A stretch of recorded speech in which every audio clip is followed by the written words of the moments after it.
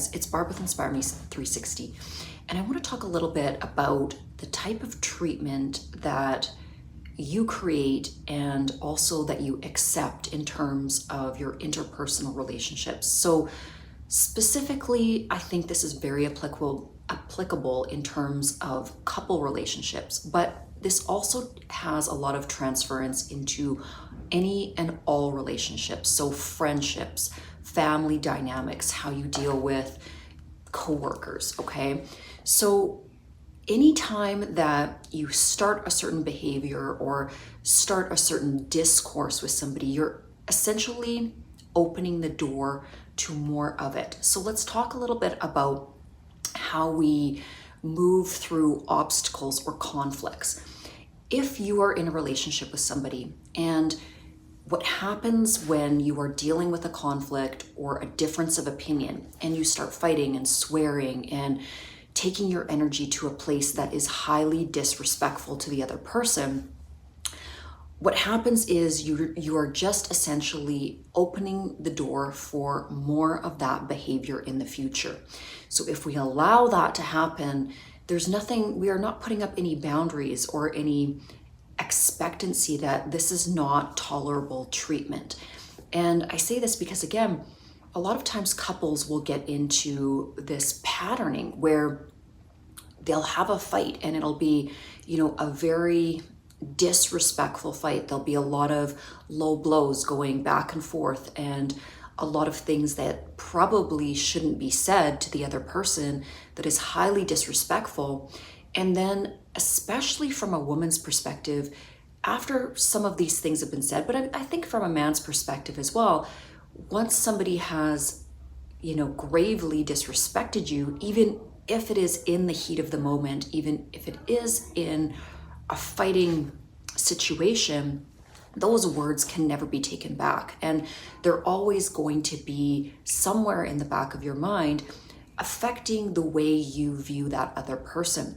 That's why it's so important to realize that how we start a relationship really dictates, in a lot of ways, how that relationship will play out in the finish line of that relationship. So if you truly value another human being, if you really feel like this person holds a special place in your world, in your heart, as a friend, it is really important that you take control of your own energy, your own actions, your words, and treat them with the utmost respect. And what this also highlights is if there are individuals in your life that are willing to put you down, to talk disrespectfully to you, to call you names, to curse at you, to yell at you, to give you this chaotic, frantic energy, it likely means a few things.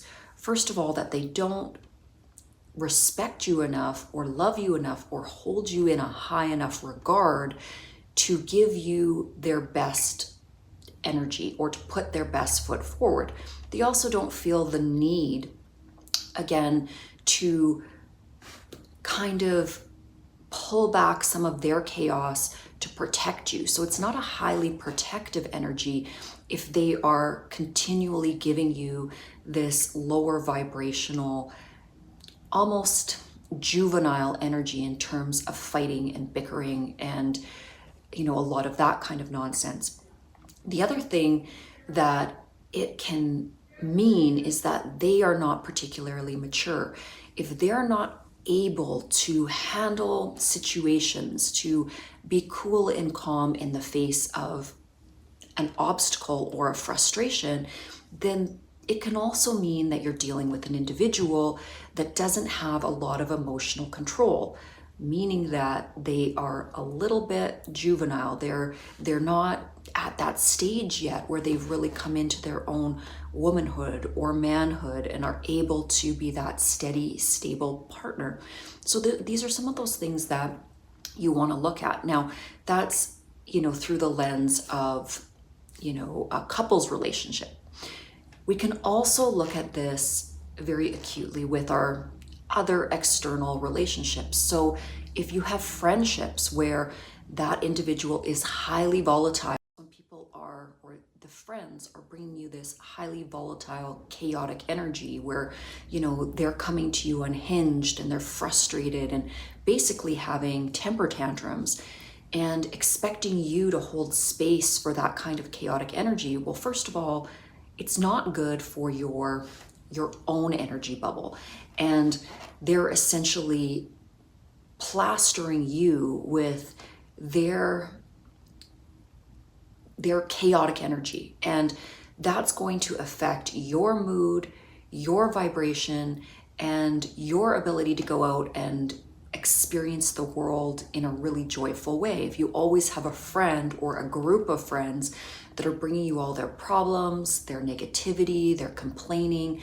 So again, this is about holding your standards and picking individuals that you are seeding your life with, that bring you up, that are individuals that will help you learn, help you cultivate that energy of really taking yourself to that next level and inspiring you. You want friendships and people that you are associating with to be an inspiration, to make you better, to make you reach higher, and to also make you feel extremely safe and stable.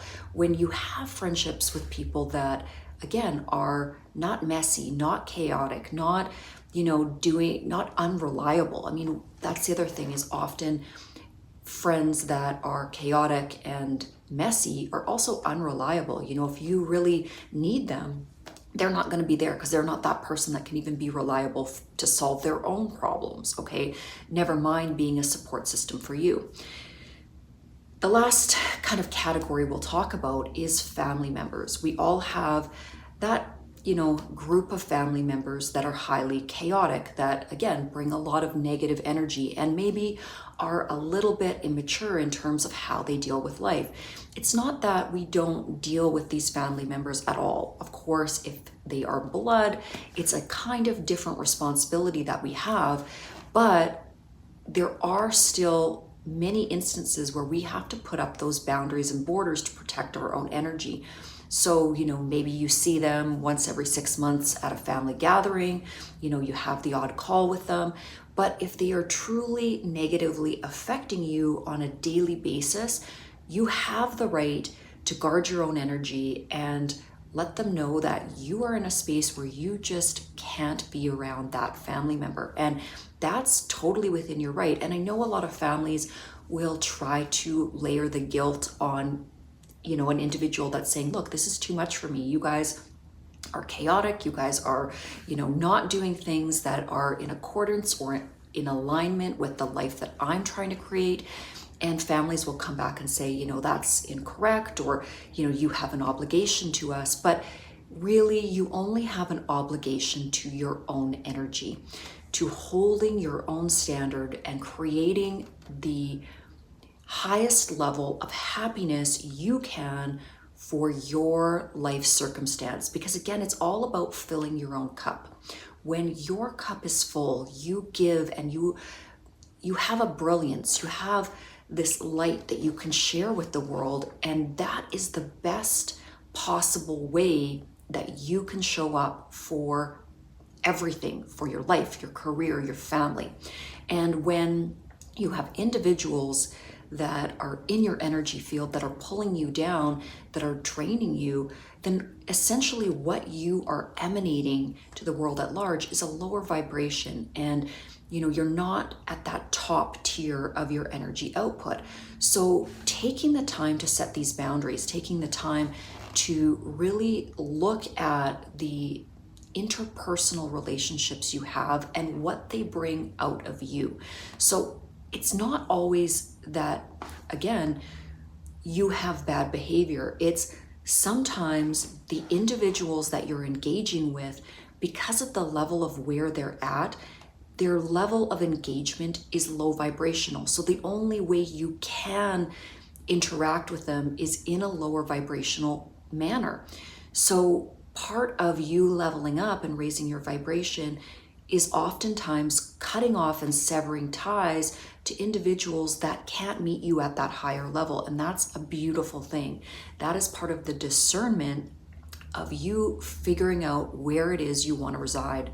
And so really start to pay attention to this. If there are individuals that are in your friend groups, at work, your family members, or in terms of relationships where that individual just pulls out a really uncomfortable side of you, something that you're not proud of, because again, that is the energy level that they are matching you at and meeting you with and drawing you to, it's a big indicator that that might not be a person you want to plant in the garden of your life. And in terms of seeding that plot for the very best expression of that highest timeline in terms of your own earthly experience, you do have to start to cultivate that discernment and really pay attention to the energy that others pull out of you. And if you find yourself fighting with individuals or feeling like you're always defending yourself or everything is always complaining or talking about